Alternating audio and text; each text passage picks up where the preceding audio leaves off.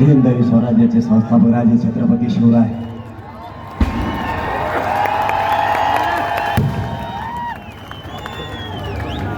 नाशिक जिल्ह्यातील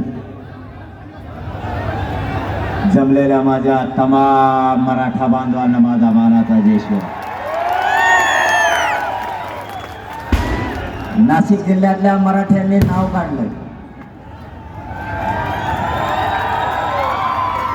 नाशिक जिल्ह्यातला मराठा ताकदीने एकजूट झालाय. सगळ्या राज्याला तुम्ही आज दिशा दिली.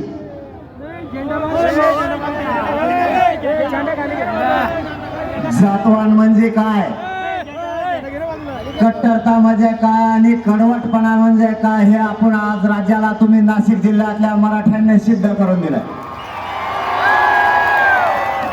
महाराष्ट्रातल्या मराठ्यांना नाशिक जिल्ह्यातल्या मराठ्यांचा गर्व वाटेल इतक्या ताकदीने तुम्ही एकत्र आलात, त्याबद्दल तुमचे मनापासून आभार. मला कधीच करावं वाटत नाही, ते आज करावं वाटतंय.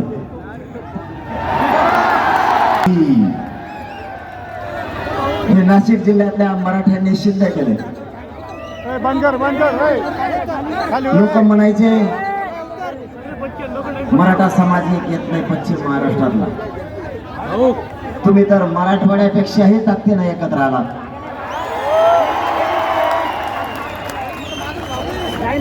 आणि ते तुमच्या जिल्ह्याला लागलेली साडीसाठी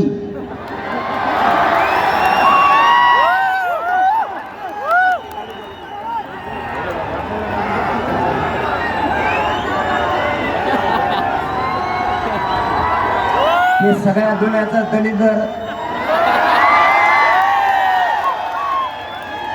हे म्हणताय.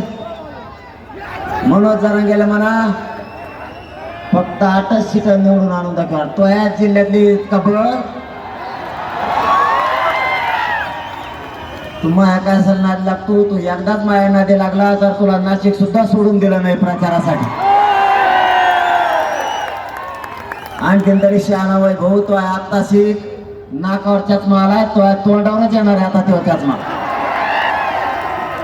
असला शहाणा तर राहिली नसला तर तो सरशी देवेंद्र फडणवीसचा सुद्धा पक्ष तू संपून टाकशील. ते देवेंद्र फडणवीस मी कमी येड्या करतं का मग त्या छगन भुजबळचं ऐकून. ते पाऊस आल्यावर नसतो का एक खांड चालवतो बघा जनावराचा आणि त्याच्यात एक मागा मागा चालणारं वासरू असतं. तसा खेळ देवेंद्र फडणवीसचा झालाय सध्या. गळेल वासरू असल्यासारखं त्यांनी छगन भुजबळच्या मागा मागे चालत आहे. त्या छगन भुजबळने सगळी शिवसेना मोडून टाकली, राष्ट्रवादी मोडली. आता नंबर 1 देवेंद्र फडणवीसच्या भाजपचा. तरी यांच्या लक्षात यायला याच्या नादी नाही लागायला पाहिजे. आता माया नादी लागल्या त्याची एवढी फजिती चालली. मला जवळ उभा राहून बोलता येतं तवरच बोलणार आहे बरं का मी. कमरात जर चमक निघायला लागले ना मला लगेच खाली बसायला लागतं. माझ्या कमरात इतक्या चमका निघाल्यात आणि माझं उपोषणामुळं ना पूर्ण अंग गळून गेलेलं आहे. माझ्या वेदनाने तुम्हाला कधीच सांगणार नाही, कारण तुमच्या वेदनापेक्षा माझ्या वेदनेला काहीच किंमत नाही. माझ्या समाजाच्या वेदना मला घालायच्या. माझा समाज माझ्या मराठ्यांच्या लेकराला शिकवतोय. त्याचं स्वप्न आहे आपले लेकरं मोठे झाले पाहिजेत, आपला समाज मोठा झाला पाहिजे. मला या करोडो मराठा समाजाच्या वेदना बसू देत नाहीये. माझ्या 4था दिवस हे डॉक्टर सोबत येत. गाडीवरच बसवले डॉक्टर. असा डॉक्टर असतो का पुढे? डॉक्टर गाडीवर त्याला दवाखाना ध्यानात नाही राहिला, त्याला दवाखाना आहे म्हणून. ते डॉक्टर आलं माझ्यासारखं चांगलं लोक होऊन बसलो. त्याला वाटलं तपासून यावं, याला तपासायला आला इकडेच राहिलं. दोन्ही डॉक्टर दोन्हीचे दवाखान्याला मोठाले 100 फड्याचे दवाखाने दोघांचे. पण दोघांच्या ध्यानात नाही राहिलं. आपले दवाखाना बंद पडला का सुरू आहे. त्यांना काय तपासावं कळत नाही मा, कारण मा एक शीर चलत नाही. अंगात ताकद नाही रक्त नाही पुढं ते कानात घालते तर ते पुढं टिकेल का माझ्या हाडकावर टेकत आहे. त्यांना मिळाला का नाही नेमकं काय दुखत आहे याला कोणतं इंजेक्शन द्यावं.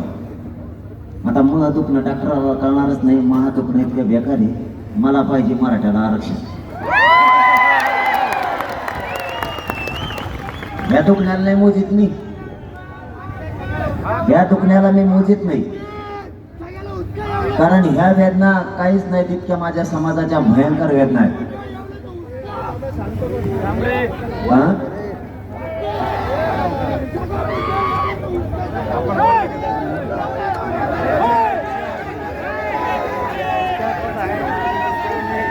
काय म्हणते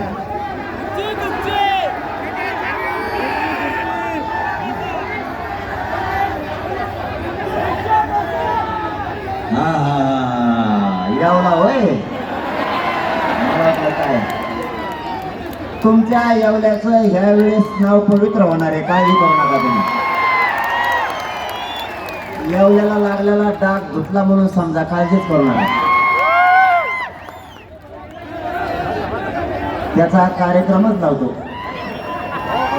जेव्हा मराठा आरक्षणाच्या मराठ्यांच्या विरोधात आला मराठ्याला त्रास दिला त्याचा कार्यक्रम झालाच म्हणून समजा. तो कोणी पण असू द्या. महाराष्ट्रातला कोणी पण असू द्या. देवेंद्र फडणवीसने सगळ्याला पाणी पाजले पण त्याला मी असा वस्तात भेटलो त्याला काय करावं सुचत नाही. तुम्ही बाकीची काळजी नका करू.